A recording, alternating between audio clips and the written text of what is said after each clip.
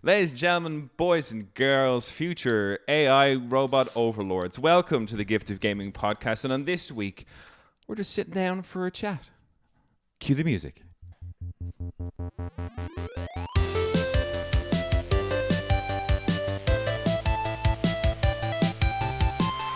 Hey, it's me, your host, Darren Wade, and I, for one, welcome our new robot overlords.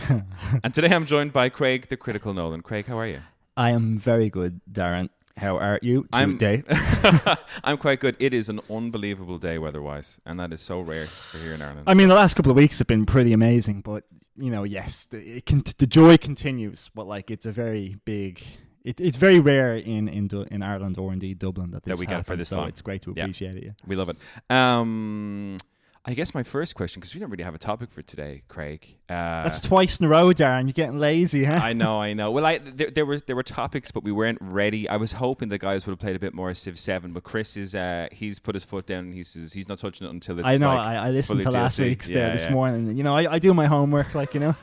Make sure we don't end up with the same thing twice. And then Kev has played it, but he hasn't gotten into it in a way that we could, you know, deep dive, which is a pity because I got really into Civ 7. I got into the dregs of it and was really enjoying it. I'm thinking about it, but I want all those bugs you mentioned just completely ironed out. Yeah, I want the gameplay to be smooth sailing completely. I don't want to like be building a thing and not knowing what it's doing. That's just a no. That is, and like, not all of it has been fixed, but the most recent update they had for it fixed a lot of the things I had a problem with, which was great. So it's on the up, but yeah, I don't think we'll be doing an episode on Civ 7 for a while. But sure, hey, maybe we can get the episode on Clair Obscure Expedition 33 because I'm playing it, you're playing it. Kev's playing it. Oh, is he? Yeah. Brilliant. So we have three. You know, yeah, classic. And I think corner. So let's not.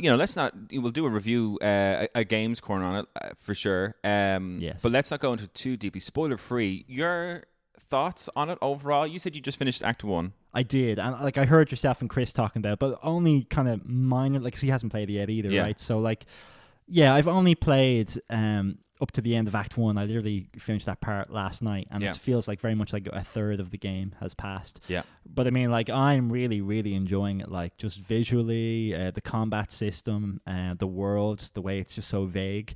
I have massive gripes, like I do with most things, but I mean, one of these things that I can already tell that this is going to be one of my games of the year, and it's mainly because if this was an €80 price tag game, I would tear it to shreds with lots of little things. Yeah. But lots of little things that annoy me. Yeah. But none of those things annoy me when it's a €50 game. Yeah. Not one of those things. And for me, it's such a breath of fresh air because I saw the trailer for it at the Game Awards, made note of it and been like, this is really interesting. I'm very curious about this. And then kind of didn't really hear anything about it, and then saw the release trailer for it, and I was like, oh, amazing, it's coming out next week. And I watched one or two reviews, or I watched a review, and I got about 2 minutes in, and I was like, actually, you know what, this looks good enough for me. I was the exact same. I just was only a couple minutes to a review, and I was like, no, this seems like one of those games where less is more. Yeah, and I enjoyed what I had seen in those first minutes. I said, no, that's enough for me, I'll play it. And then it released, when it came out to PlayStation Plus, there was like a 10% off the moment it came out, so I paid €45 for it when it came out. And I was like, this game is so much better than so many fucking full price AAA games that I've played. Yeah. It's such a breath of fresh air to be able to pay that kind of money and kind of say to yourself, wow, that's amazing. Because we had a talk ages ago as a group when we were saying, like, if we were to do proper review of games, what should we take into account? And your big thing was money. Price is massively important, because all games aren't considered equal now, especially with the way you have consoles that aren't as strong as each other. Like with the Switch, they were releasing their games at €50 to €60, and then the PlayStation was €70 to €80. So I'm like, there's already a massive discrepancy there. So I'm kind of like, well, the PlayStation games should be 20%, 25% better just based on their price. Yeah. So like all my reviews generally favor Nintendo somewhat because I consider them €50 games. Yeah. You know, especially because I have the online membership, so that even if it was $59.99 on day one, I can get it for $50, and I review it as a €50 game. You know. Yeah. Which sometimes isn't fair because Fire Emblem Three Houses, literally every character has like 2 animations of yay with their hands flailing or just the arms folded looking sad, like, you know. Whereas I'm watching these GTA 6 trailers and the characters have like thousands of animations, like, you know, and it's absolutely insane night and day how different they are, like, you know. Yeah, amazing. And like, so for me, on that regards, it being 45 quid, I think it's an absolute steal in terms of the amount of enjoyment of it. Same. I just finished Act 2. Shit, you finished the second act. Yeah. You are flying through. I am flying through. But it's one of those things whereby Kev's been messaging me, and he's gone into a lot of the...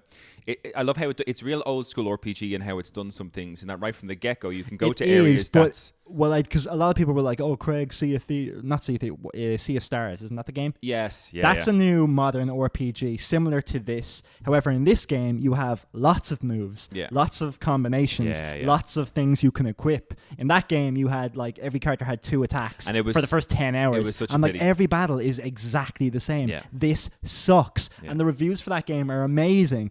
Anyone who gave that game a good score, go play fucking Expedition 33, and you'll go, "What the hell was I thinking?" Yeah, why did I think that was a good RPG? Yeah, it's blown me away. But Kev has been doing this thing where he is any of those danger dungeons, which like you're obviously meant to come back to closer to end game. I don't even entertain the idea of going in there. Yeah, so because like I hate the idea of having to run away from every bad guy, or maybe just fight a bad guy for an hour just to kill him, knowing that any hit could kill me. I'm no, that's a massive waste of my time. But Kev is real. I like that he's into the hard mode of everything. Like even before he started this hard mode of Final Fantasy VII Rebirth, he went and did all the hard VR missions. Yeah. Which I thought was incredibly impressive, considering he didn't have, like, his characters weren't leveled up like mine would have been. Well, they would be by the time, because even as soon as you complete the main game, even if you don't switch difficulty, you get the triple AP. And you get the triple experience. Oh, yeah. So you level up fucking. But he never started a new game, is what I mean. Is that where he was? I know, but you would have went back to chapter 12 to do those side activities. Yeah. But yeah, he's gone back and he's taken his time doing those bits and pieces. But I haven't had it in me in Expedition 33 to actually stick around and explore everything. I'm so narrative driven in this game because I love all the characters. I love where the story is going. Do you love all the characters? Oh well, you're because I'm only through the first part of the game. You're through the second, but because there aren't too many moments of talking, like, you know, like, because the dungeons are quite long. At the very beginning of the game, like I mentioned in that intro, I talked to every single NPC, and there's a lot of NPCs. But as soon as you get on that boat, the amount of people you can talk to dries up massively. Drastically. You know, have you to the point where only at very, very scripted events can you talk to your companions around the camp. They usually only have 1 or 2 lines of dialogue, and then it's over. You know, have you seen the option where you go to the campfire and it says sleep, remember objectives, and another option is check on your campmates? Yes. Have you clicked that? Yes. Every time? Because those have really good, I think, cutscenes most of the time. I definitely must have missed a couple, because I did think I talked to a bunch of the NPCs, you know, the characters in your camp. Yeah. And then when I went to the fire and it did say that check on team, I assumed that was just pushing me over to talk to them before I go to sleep. So I probably did miss a couple at the beginning. Because for me, it felt very organic in that, like, there was a lot of great stuff at the start, and I think it kind of quietened up a little bit for a little bit. I think I may have missed out because I have no idea any of the characters' motivations whatsoever. Like, yeah, you know? yeah. Well, I mean, and spoilers a little bit here in terms of the storyline. I think all of their mottos are just to survive. I know, and I get that, and they don't live in a world where they can probably do that much. But I don't really. Their personalities aren't really shining through. Yeah. You know, if you get me, because it's mostly just, oh shit, we're gonna die if we don't do this. Yeah. We're gonna die if we don't do that. I can't. Well, everyone's saying the same thing. Yeah. You know. And I get it's that type of game, but like generally, I would want to just see those moments of characterization to kind of rise a little to the surface. Yeah. And I saw a little bit with Gustav, but even he, like, you know, there's just it's very much like, hey, will we skim some stones? You know, these tiny little moments. They're not having deep, meaningful conversations. And I guess they want to slowly reveal more about the world themselves. But I'd love if the characters just talked about the world, because they have all the answers and we don't. Yeah, but they aren't telling us anything. But I think that's the point, isn't it? That you're there for the ride until things are like drip fed to you. And in this game, it's in a way where I haven't found it frustrating that I don't know things. It's just this desire for me to be like, what was the fracture? What's going on? Like, and but I mean, like, the character, like, even Gustav, he's a researcher, you know, like, he's this engineer, he's this inventor, and then you meet these kind of whimsical creatures that nobody's ever seen before. And one of the girls is like, I'm going to ask them a bunch of questions. But she doesn't do that. She doesn't ask them anything. And she, like, off screen asks them or something. Maybe it's off screen, but it's because they're protecting us from knowing too much. Yes. But none of the characters are getting anything, and they're not pushing for answers. And like, that's the type of thing would never happen in a movie or show. But in a game, it's quite prevalent because they use it as a mechanic to kind of keep you at bay. Yes. But it takes away a little bit because I really want the characters to enjoy themselves, like have those moments of glory, or have those just small little happy moments, knowing that you're going to your end here. I want it to be more like the first Last of Us game where Joel and Ellie really, like, they saw a giraffe and it's just a big deal and this lovely, beautiful moment in this otherwise brutal world. Whereas Expedition 33 is very much a brutal world. Yeah, so I'm looking forward to just those moments of happiness. Yeah. But they're kind of shortchanging it a little bit. I think you will enjoy Act 2 in that I think some of your complaints, not to the extent that I would like them to be addressed, but I think some of your complaints are addressed in Act 2 in terms of that characterization, a little bit more of a relationship development between the characters. I think happens a bit more in Act 2. Great. Which, because that's, like I said, I've been on Act 2 and I never deviated from the narrative in Act 2. Act 1 I was kind of messing about on the world map and everything like that, but in Act 2 I was so gung-ho on the rail to be like, let's figure out what the fuck's going on. I love all these chats and everything. Great game. We're going to do a fucking games corner on it for sure. One more thing on the combat before I get on or get off this topic, because I do feel like turn-based RPGs, and like Chris was saying at the very beginning of the last podcast, like, oh, I'm sick of turn-based RPGs, and I get that. They are becoming just attack, magic, elementals. Not anymore. And like there's nothing really like. And again, that Sea of Stars game, everyone says how great it is, but it's just attack, fire, wind. It's very boring. Like, I know what that is. I've played that a million times. Whereas in this, like, every attack costs a certain amount of AP, and doing certain attacks gets you more AP. You know, if you're burning something and then you can get more AP off of that. And like, it's just so refreshing because the combinations of attack really work with each other. In every single battle, it feels like there's synergy with almost every single one of your 6 moves. Absolutely. Like, and in every single battle, you're engaged for the entirety of the battle. It's not as if I'm sitting there just holding the X button and getting all my characters to attack. It's every move and every dodge and every, as you said, strategy or skill and you're using. And you're watching every single enemy attack, because everything can be dodged or parried if you get it right. But it's not so, like in Mario, Paper Mario, if you dodge an enemy's attack, you'll always be able to dodge that. You've just mastered it instantly. If you do it once, you've mastered it instantly. Whereas in Expedition 33, not only do they have very similar looking attacks, but sometimes they delay before they hit, knowing that, like, the people who made the game know you're trying to parry, so that sometimes they'll delay the hit, you know? There was nothing more embarrassing for me playing that game where a relatively new enemy comes along and they've got like a 3-hit combo, and I hit the first 2 parries perfectly, being like, I know what you're doing here, and then I automatically hit the 3rd parry, and you see your character make the movement, but the enemy isn't attacking, and you know you fucked standing there, you're like, and then like he hits so much harder than the first 2 hits, and you're like, well done, game. You got me. It's great. Love that game. Can't wait. We'll do. I think when myself, and Kev are kind of maybe at the same area in the game, we'll do a review. But as a big RPG fan, I can't recommend it enough. Yeah, absolutely. Especially at its price. I think that's great. And speaking of price, actually, one of the questions, and you brought it up there talking about Nintendo. Now that the dust has settled a little bit, I kind of wanted to ask you. I got my pre-order for the Switch 2. So we're about getting Switch 2 day one. And I wasn't initially going to do it. When I realized I'd missed the first batch of pre-orders, I was like, maybe I'll just see about when I get it. And then I went onto Reddit and someone had said, Smiths has it, pre-orders up. So I was like, chance me. I mean, it had been up for 2 hours. So I was like, well, all these could be fucking gone again. But I went on and lo and behold, there was some there. But you mentioned there Nintendo, €50, €60 game prices. Mario Kart's let's say if you were to go get the digital version, the standard version of Mario Kart, you're paying now €80 for Mario Kart. Is it 80 or 90? It's 90 for the physical copy, 80 for the digital. And is that for all games? I'm assuming that's their. Okay, I thought it was always going to be 90 because digital and physical, they've never has a discrepancy between them before. So Nintendo's making a couple of big steps here that I think personally will affect the industry across the board. I mean, a physical copy should be more expensive because if you're getting a box and guide book or whatever. But see, this is the thing. In times past, you would have gotten a guidebook. They don't exist anymore. Like when you get a physical copy, it actually sucks that they don't. Yeah, like, it's a big part of the game. Like you open the box now and it's just like either like there might be a code for a further digital download thing, and then there's just the game either disc or in the case of Nintendo, there's just the game cartridge. That's it. And like those Nintendo Switch boxes look so empty because the cartridge is so small. When you open it, tiny, it's just the cartridge, nothing else. It's bigger just so you can see it on the shelf. Like, Otherwise, it'd be pointless. Otherwise, it would be smaller. So tell me, how are you worried about? And I know, like you may have gotten. I'm assuming you got the Mario Kart bundle when you pre-ordered. Yes, of course. Which doesn't look in any way different. It doesn't have any Mario Karts on it. It's €50 cheaper than buying them separately. I think. Are you worried about Mario Kart being €90 physical copy and what that means for Nintendo games? Like based on your review, because you now have a Mario Kart that is. What, like 30% more expensive than it used to be? Yes. How? I mean, you say it has to be 30% better. It's not going to be. It's going to be far. Like, because Mario Kart 8, when I got it, like, not only did it come out with 32 tracks, which is pretty good for like. for bass. Yeah, up until the GameCube, up until the Wii version, they all came out with 16 tracks. The Wii gave 32, but most of them were bad. Like, they're not good. Whereas Mario Kart 8 gave 32 out the gate and then immediately promised 2 DLC bundles. One showing Hyrule, Link as a playable character.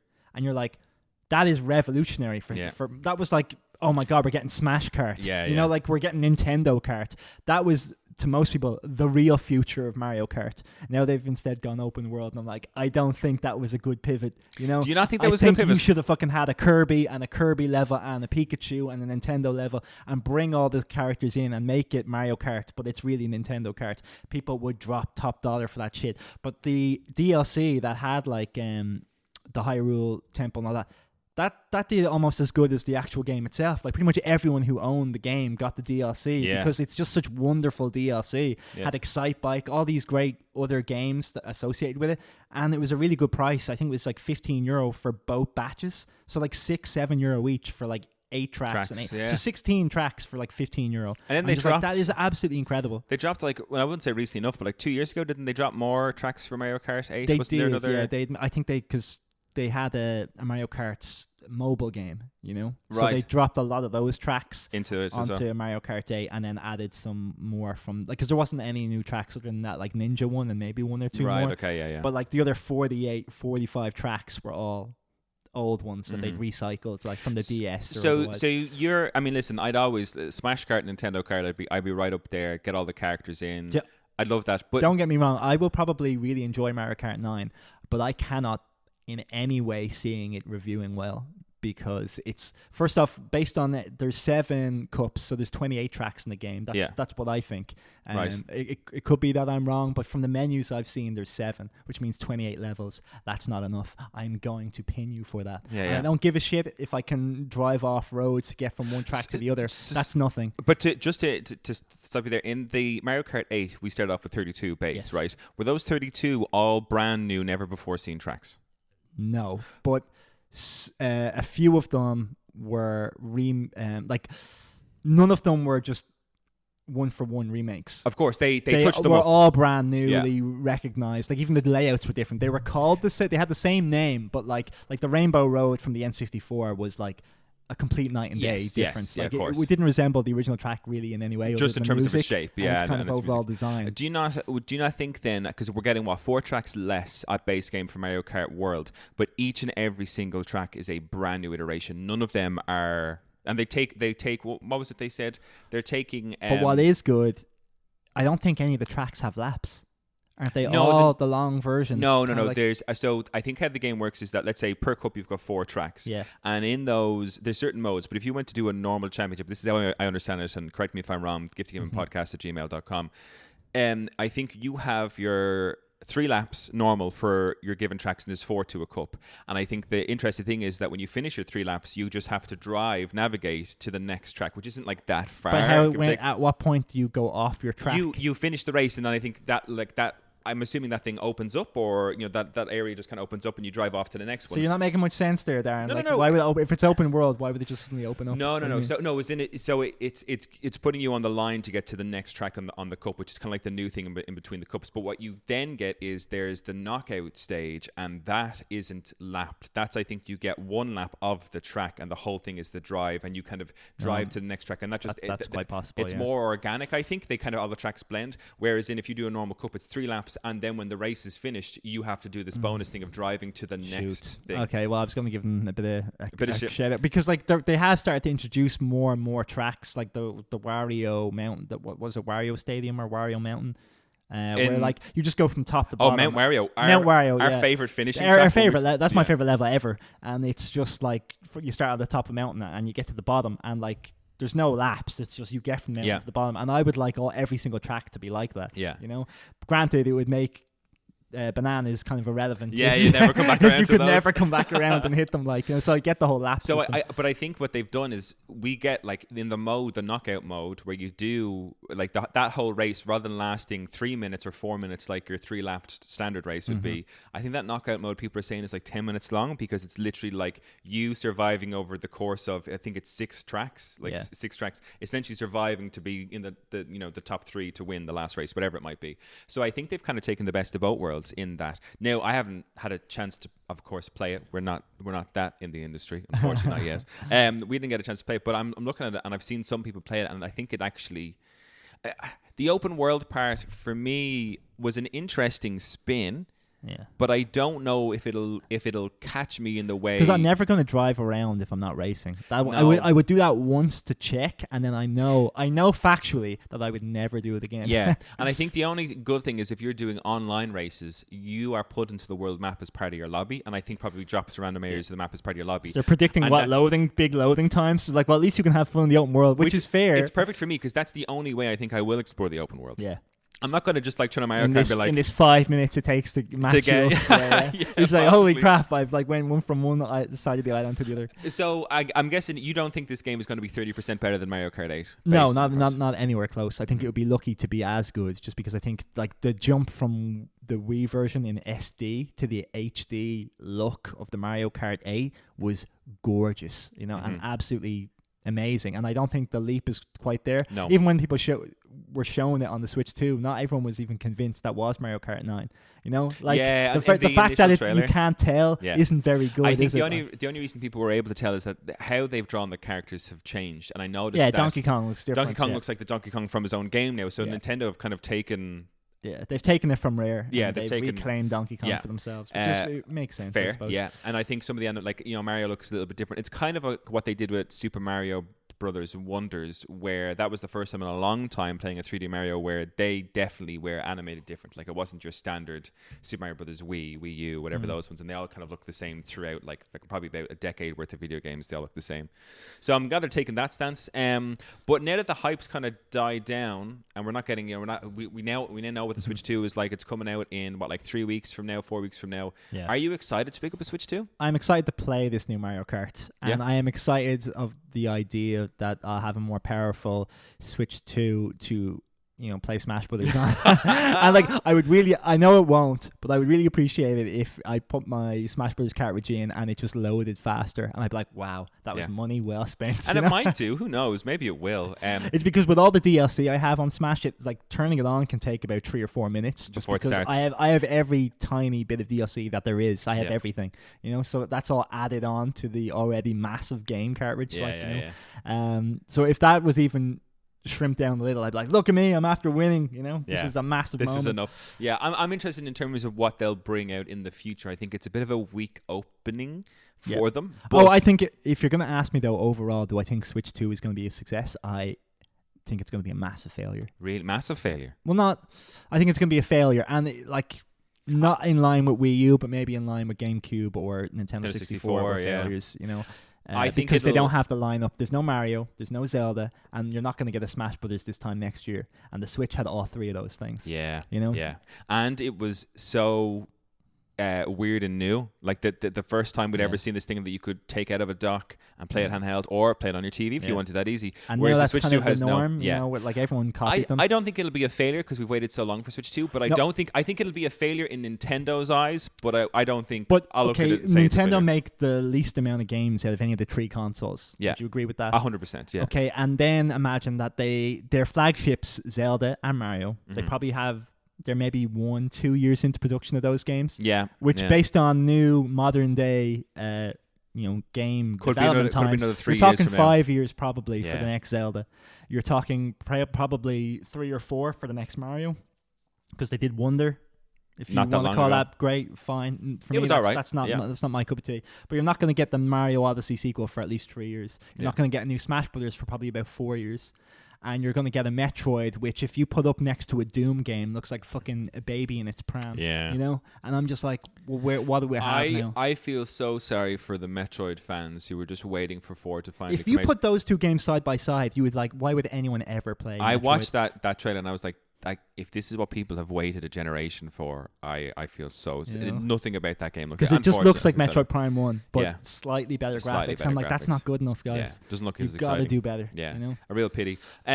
Speaking, while we're still on the price of games, you mentioned GTA 6 there. We got a new trailer for it recently, but before we get into the trailer and stuff like that, I'm curious, what price do you think GTA 6 releases at?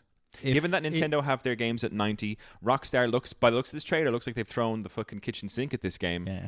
Good question to ask me, because I do base my reviews on price. And I think if GTA 6 is under €150, then I'm probably going to think it's an amazing game. Wow, really? Okay. Because it already has way more than any other, you know? Yeah. It even has, like I was just bitching about what, to me now, Final Fantasy VII Rebirth is the pinnacle of, like, value for money. Yes. Even though it's an €80 game. Yeah. And I'm watching GTA 6 and their bellies are wriggling and there's fucking the beer bottles are, like, slapping together while he's walking. Whereas if you play in Rebirth, similar to what I said, like the characters' animations, I was watching the High Wind getting fixed, or not the High Wind, the Tiny Bronco, and all the characters are just sitting, just waiting, and it's doing like this kind of transition animations, because they just don't have the animations to showcase the different characters doing things. Yeah. They focus more on music, and like GTA is going to have the music, but it also has the fucking the mechanics. Like in the trailer alone, the characters are hugging each other, jumping up and down. There's thousands of little animations that I'm just like, wow, like no other games just can't do that. And like, it's so far ahead. And that trailer, because when I watched it, I was convinced it was just all the cinematics from the game because it looked so good. And Rockstar came out and confirmed it's a mix of gameplay and cinematics. And I'm just like, I don't believe it. But if anyone could do it, it would be you. Yeah, you know, any one of those scenes. If any one of those scenes is gameplay, it all looks fucking unbelievable. Like there's not one of those scenes that I watched in that trailer that I looked at it and said, oh yeah, that's definitely gameplay and it looks a bit whatever. I was watching the whole thing being like, this all has to be a fucking CGI fucking cutscene. It looks way too fucking good. What does GTA, apart from like the graphics looking amazing, right? Like I do think it'll be maybe €90. Like if you were to ask me, I think it'll be €10 dearer than whatever the highest normal game is. Right. Enough not to piss too many people off. Right. Or not enough to piss too many people off, but like they need to get a little bit of money back. Yeah, you know? I think if it's anything under €100, it's cheaper than I expected. If it comes in under £100 for the base game, I'm not talking about like your deluxe fucking mega edition. I think base hopefully they do launch a bunch of fucking DLC because they deserve it. Like, and make cosmetics cost whatever you need to make them cost, but get your money with your GTA. I mean, GTA 6, there will be an online, 100%, and they'll be making fucking endless amounts of money on that, and they deserve it. Like, so I hope they do that. What does the game need, or what would you love to see in the game? Because the last time Grand Theft Auto was around was fucking 2-generation consoles ago, it's PS3. Crazy, yeah. We got GTA 5, and the big thing about that was heists, I guess, in terms of that's what you were. Or being able to switch character. Yeah. That was good. You can do that too. It looks like we've got 2 characters that we know of, at least anyway. What does the game need to have in it for you to say like, fucking hell, this is apart from the graphics, which look, don't get me wrong, that looks like it's what the PS5 that was is my for. main thing, in all honesty. But I like that kind of question, and for me, GTA has always been the game where I'm like, where is the industry at, just based on how good that game looks. And generally I want that kind of real life simulator, like how close to real life can we get, make this you know, while still being in the real world. And like, to make that bigger, we need to be able to go into more of the places in the open world. Yes. And I think GTA San Andreas to this day has done that the best, because you could go into people's homes at night. There was lots of shop stores, there was garages, and like even in GTA 5 that was tailored back quite a bit, because in GTA San Andreas you'd go to bowling alleys and go on dates and stuff like that, you know. Like all of that was pulled back. Like GTA 4 that's almost non-existent. On GTA 5 there's some of that stuff, but nowhere near the level that San Andreas had. I'm looking for GTA 6 to really go in on all that. To, like, if you're on the fucking street, I want to be able to go into every single one of those 5 shops on the corner. Street. You know? Like, and I want to go in and someone be like, hey, you want some pizza? You know, or whatever. Like, just something like that. Do you think want to go into a strip club and I want to see titties and boobies and bush and everything, and like dancers flying around on poles. I want to be entertained. I want to go into a movie cinema and actually watch a movie like in Red Dead 2. Yeah. Like, I want it all. I want everything we have in our culture in this game. I know that's asking way too much, but I want it. But we have, like, I mean, I don't know how long the game's been in development per se. Like, I'm not going to say it's been in development for 13 years or however long it's been since we've got GTA 5. But I'm assuming it's probably been in the works since just, I would say, pre-release of the new generation of consoles. So like maybe it's been been worked on like for 5 years. You don't think they were doing Red Dead 2, like a lot of that? I mean, Red Dead 2 was the middle of what? That was the middle 2017. Of 2017, yeah. So like the middle, or like what do you say? Would you say like the third quarter of the PS4's life cycle? So like it's been a long time since we've had like what? Yeah, that's 8 years ago. Yeah, it has. It's so due. We needed it, and it's a whole year and 2 weeks away. Yeah, because it'll be my birthday present for sure. Because it'll be 26th of May, 3 days after my birthday. There'll be a birthday present pre-order for sure. I'll be getting that. But for me, I would love for one of the things I really enjoyed enjoyed in the old games, San Andreas, was robbing places like at robbing. nighttime. Yeah, when you got in that van, you go into their homes. You could go into homes, but you could go into shops and hold a gun up to someone. And And if you held it for long enough, cash would appear on the register, or whatever else. And I, as a kid, loved being able to do that, and that was what I spent. It's like a quick getaway. You're like, drive, and you think you're a big shot. Because my brother's like 500. So San Andreas, whatever year that came out, I was like young enough-ish, but my brothers had their slots on it, and because I love doing that so much, they would ask, they'd be like, yeah, go on my slot, but like just don't get wrecked or die, whatever, but like rob as many shops as you want. So I'd go and make them a couple of grand easy, and then they just continue on their file, but like they'd be going around, the ghetto or like, Grove Street with all like this Grove extra Street cash. So I really love this kind of thing where, because it looks like your two characters are criminals, like, just like petty criminals in a way. They're possibly lovers.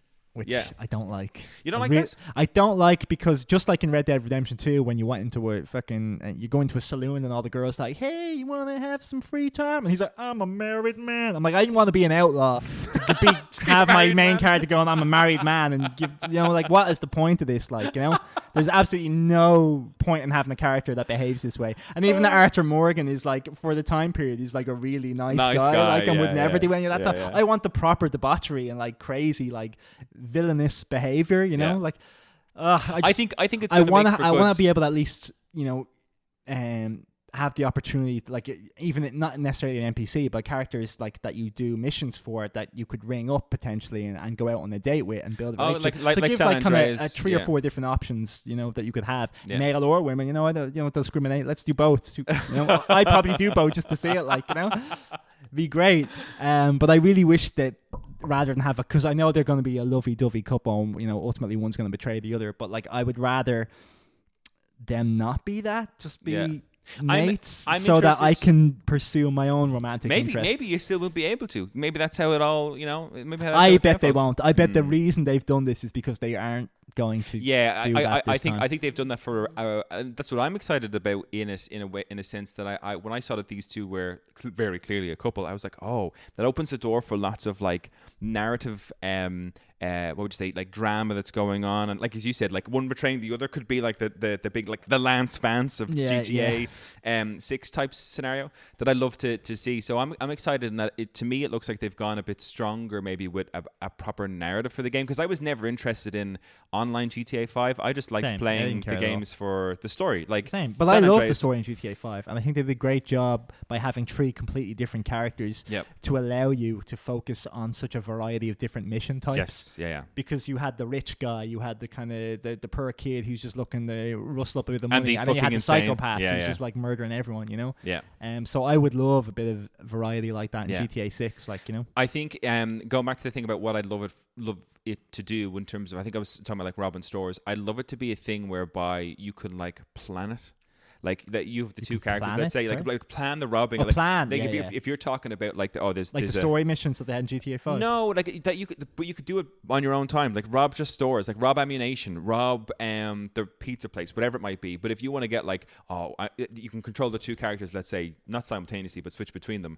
Get the girl to guard the door or whatever, so no one comes in, and then you can like hold up the dude and all that kind of stuff. So maybe give them kind of AI commands. Yeah, to be like, and then while you're switching between, so because it'll make that for me.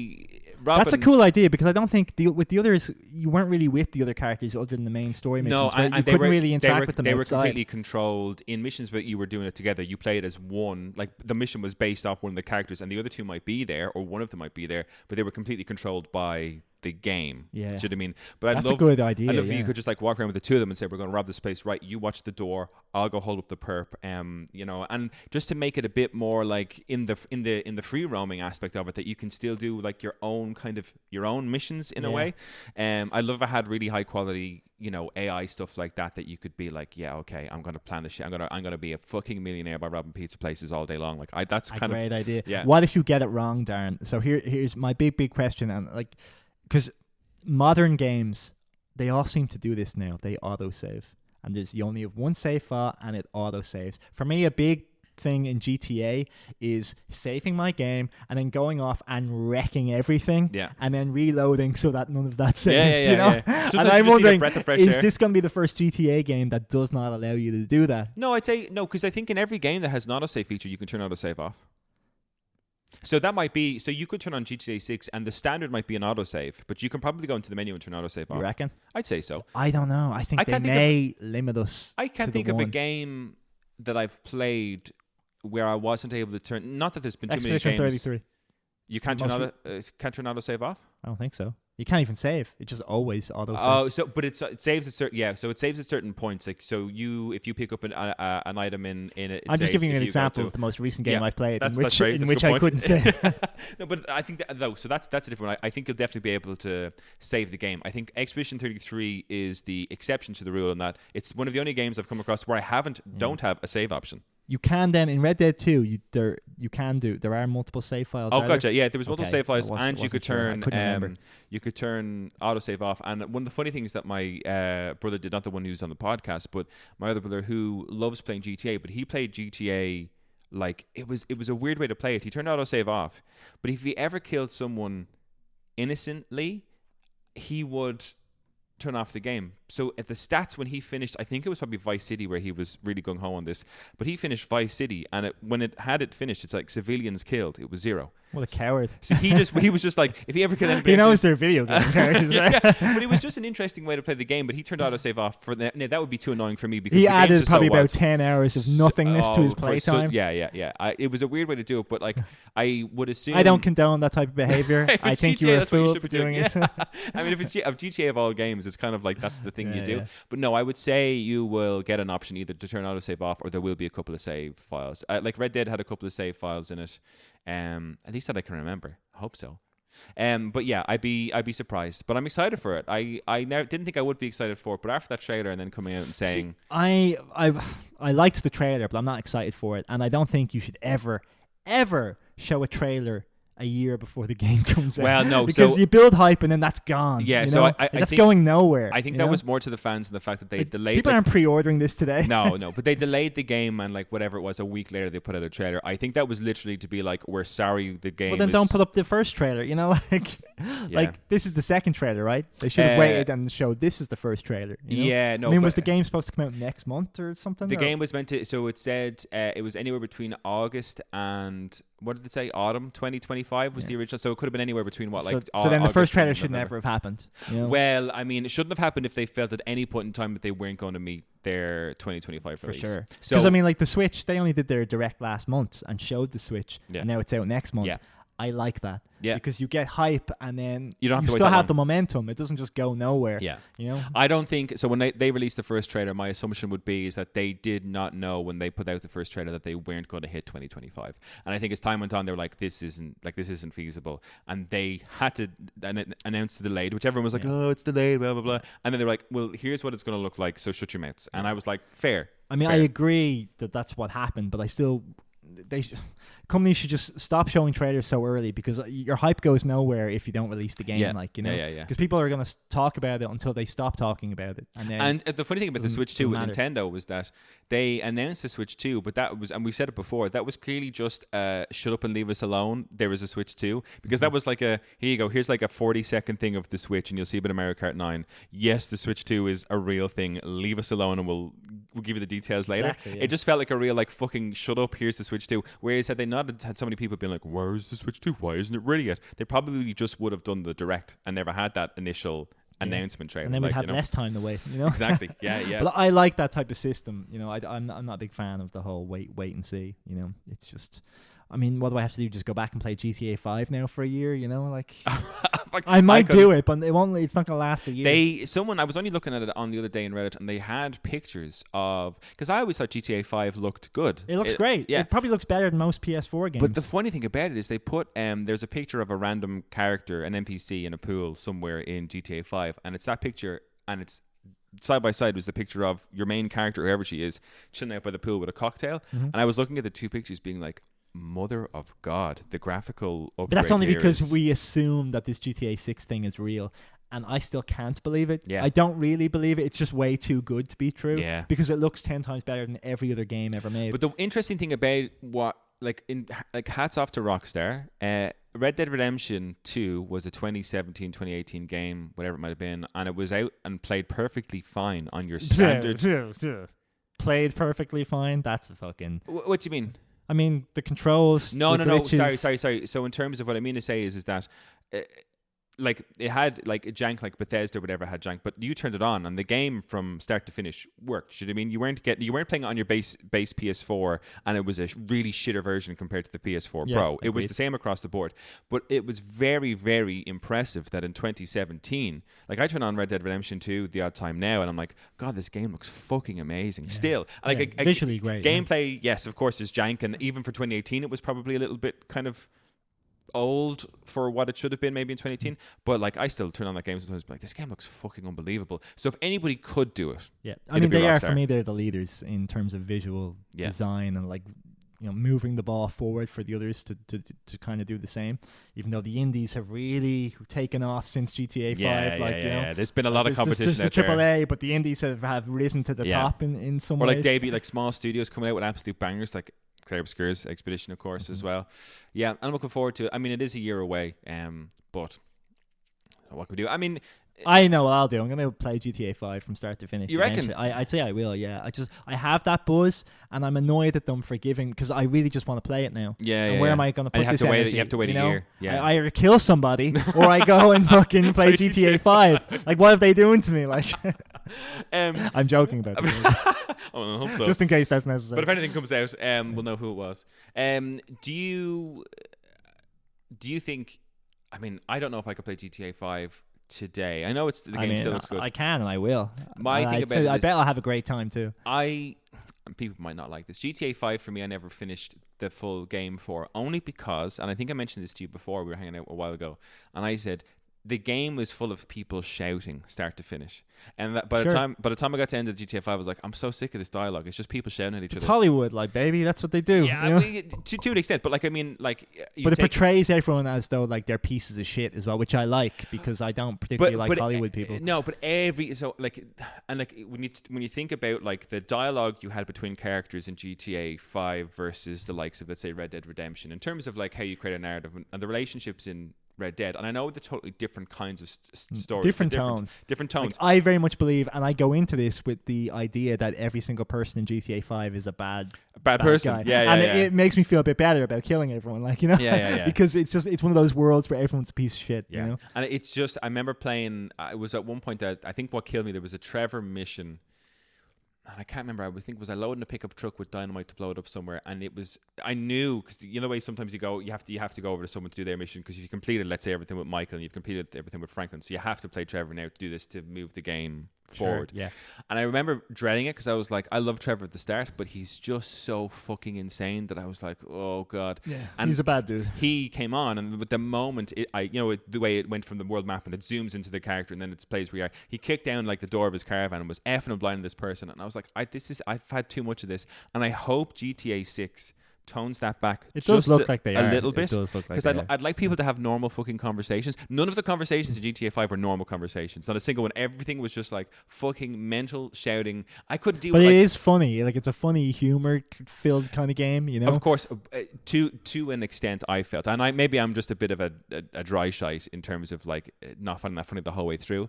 But it was like they had this, and I wouldn't call it slapstick per se, but they had a tone for GTA 5. Massive. And they never deviated from that in a way that I was like, I don't like these characters in any way anymore. And for me, I have to enjoy the game I'm playing, I have to have some sort of affinity with the main characters. I mean, Franklin, to somewhat, in GTA 5 was all right. Character. Michael's all right. I feel sorry for him because his family are shitheads. But Michael's a shithead as well. Like a little bit, but like he's kind of at that age. And every scene that Michael was in with anything to do with his family, they were all just fucking shouting at each other. And I was like, this game is nothing but shouting. So I hope for GTA 6's sake, it's like that tone, like we've grown up from that tone a little bit. I hope in that. I don't think we've grown up, but I hope they just realize that, you know, they milked it as much as they could. Because don't get me wrong, I love some of that, but I don't want that to be my entire. That would upset me if the game looks that amazing, but relies on this tone of like we're all fucking maniacs. But you can see by the couple and how they're reacting to each other that, you know, there's a far more mature. Like, yeah. I hope far more social. I'd say the writing's probably a good deal better. It's not slapstick like you were saying. It doesn't seem anything like that. Although the whole floor of the thing and the kind of wacky there's still gonna be plenty of wacky characters. Oh my god, yeah. And like this is what I mean. I want them to do that because that's such a like Grand Theft Auto, that's its thing. Yeah. Do you know what I mean? But I also want it to be like, okay, I'm in my mid-30s now. I kind of want to play it like I'm a bit more grown-up. Do you know what I mean? And still have all the fun Grand Theft Auto shit that you can do. Like, you know, 6 stars, I'll hop on a tank, see how long I can survive. All that kind of shit. I want all that. I wonder if there'll like be drones chasing you around the city. Yeah. It could be really cool. But speaking of the fact that now it's delayed to 2026 means that it's not going to win Game of the Year 2025. Is there... I mean, I know we're probably both on the same page. Expedition 33 is going to be... It's my game of the year so far. Is there anything else you've played so far? We're 5 months in that has maybe got a chance now that GTA 6 is not going to be releasing this year. Because let's face it, there'll be plenty of good games, but they'll probably come out at the end of the year, you know? Is there anything you're expecting? Ghost of Yodel is probably, or Yoti, or Yota. Yeah, I mean, that could be... I'm generally not a fan of prequels, so I don't even know if I'm going to get this game, you know? But, I mean, that has the potential, just if they get that right, to be a really, really big and good game. That Doom game looks really, really good. Doom... not Doom and Dune. Like, there's a Dune game coming out at the end of this month. Dune, that's supposed to be a big deal. I saw a bit of gameplay for it. It just looks like an MMO kind of thing, you know, where you're like building bases and stuff like that. But on Arrakis, I could possibly. I mean, get behind. I like the idea of that, but it seems like more of a PC thing than like a console kind of game. But I mean, that doesn't mean it can't get Game of the Year. But both Doom and Dune. And then you'll have that Ghost game, and then I mean, I don't think Mario Kart will be anywhere near a Game of the Year. See, this is the interesting thing about Mario Kart is because you were saying earlier on that you don't think it's going to be reviewed well at all. I think most outlets... No, I think it'll get its usual 7.9 from IGN. IGN are going to come out and give that game a 9 out of 10 or 10 out of 10 for sure. I think they themselves will be aware of how much, and I don't like, do you know the way like a track is wide and it's open and there's 24 cars. Yes. And what scares me about Mario Kart is there seems to be a lot of everyone is on the left or the right and on top of the rail. You know, that kind of Kingdom Hearts dream drop distance bullshit where when you go anywhere, went near any wall, you were just OP as fuck. Yeah. I'm hoping that all the shortcuts or best ways to get through maps aren't by grinding on these rails, because otherwise then it's just like a single wire is the track. Yeah. You know? And then it's like, what's the point of having open world if the quickest routes are on this very narrow single file? Yeah. That you don't really control as well. You don't control. You're just kind of on top of it, spinning around. I'm like, for me, that's a mistake having that type of shit in the game.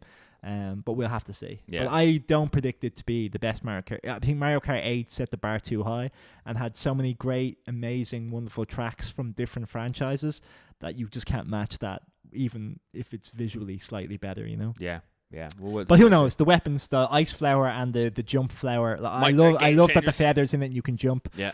But for game balance, I think that only makes the person in first place just way harder to catch. Yeah. Only the blue shell can hit him. Yeah. I think for me, I would be very surprised if anything this year can surpass the enjoyment I'm having with Expedition 33.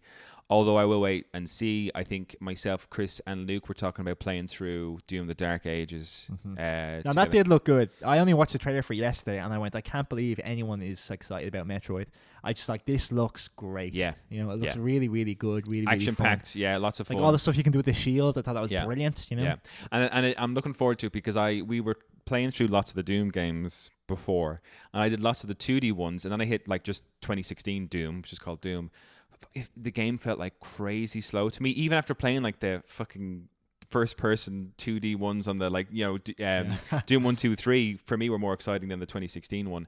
And I have to get back into Eternal and see it, but I'm hoping this is like just non-stop, like great music, gory action with these deadly weapons. Like one of the weapons he has is like he puts a skull into a grinder and then fires the bones out of people. I was like, fuck yeah, this looks it just does cool. Exactly what it says in the tin, doesn't it? Those games, it's simple, it's fun, but like I would get those. That's the type of game I'd pick up if it was free. You know, I would never pay money for a game like that. Yeah, and I think it doesn't interest me. What we're hoping for is Luke is for the month of, or at least for the next month, I think Luke is Mr. Games Pass, Xbox Games Pass himself, and because of that, I think he gets it. You know, day one launch. So myself and Chris were like, oh, we'll just we'll come over and we'll play your one, right? Like, because we were kind of thinking like we could all buy it and play through, but I think it might be a bit more fun, like we did with some of the other games we've done before, where we'll sit down and just play it like together, like pass over the controller or someone else. Just it is a great way to play, right? Yeah, for sure.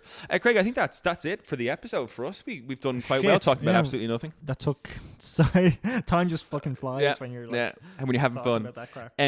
There is no episode next week. I'm away. I'm off to Slovenia, so there will be no episode next week. Sorry, folks. You'll have to wait until the week after to get more from us. But if you are interested, if anybody here in Ireland is going to Gamerfest on the 25th of May, I'll be there trying to, flog the podcast on people, as many strangers as I can.